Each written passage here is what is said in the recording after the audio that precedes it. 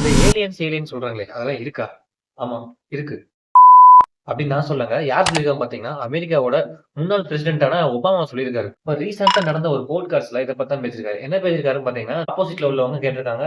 இந்த ஏலியன்ஸ்லாம் இருக்குதே அதெல்லாம் உண்மையா? அப்படின்னு மாரி கேட்டிருக்காங்க. கேஷுவலா சொல்லியிருக்காரு. என்ன ஆமா இந்த ஏலியன்ஸ்லாம் இருக்கிறதெல்லாம் உண்மதான்.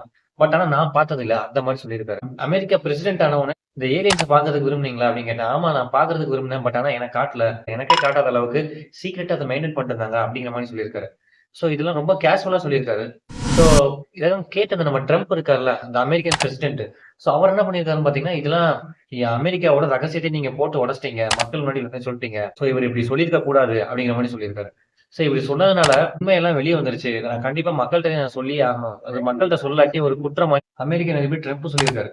ஒருவேளை இருக்குமோ? இந்த ஏரியா 51 இந்த ஏலியன்ஸ் இந்த மார்வல் படத்துல பார்க்குறோமே, இந்த சூப்பர்மேன்லாம் பக்கத்து கிரகத்துல இருந்து தான் வந்தாரு. அவர் ஒரு ஏலியனு அந்த மாரி தியரீஸ்லாம் பார்த்தோமே, அதெல்லாம் ஒருவேளை உண்மையா இருக்குமா? அப்படிங்கிற மாரி தோணுது. ஆனா இதெல்லாம் வச்சு பார்க்கும்போது ஒண்ணே மட்டும் தோணுது. எனக்கு ஒண்ணுமே புரியல ஃபிரெண்ட்ஸ். என்ன நடந்துச்சு இந்த எப்ஸ்டன் ஃபைல்ஸ் அத விட்டே நம்ம மீண்டு வர முடியல இன்னமும். பட் ஆனா இப்ப பார்த்தீங்கன்னா, ஏலியன்ஸ் இருக்கு அப்படிங்கிறாங்க. ஏன்னா இதுல ஒரு வேளை இந்த இதெல்லாம் மறைக்கிறதுக்காண்டி இந்த எப்ஸ்டன் ஃபைல்ஸ மறைக்கிறதுக்காண்டி, ஸோ இந்த இதெல்லாம் சொல்றாங்களோ என்னமோ தெரியல. ஏன்னா அப்போ இத சொன்னதுக்கு அப்புறம் பார்த்தீங்கன்னா, இந்த நியூஸ் தான் வேர்ல்ட்லயே நம்பர் 1 ட்ரெண்டிங்ல இருக்குது.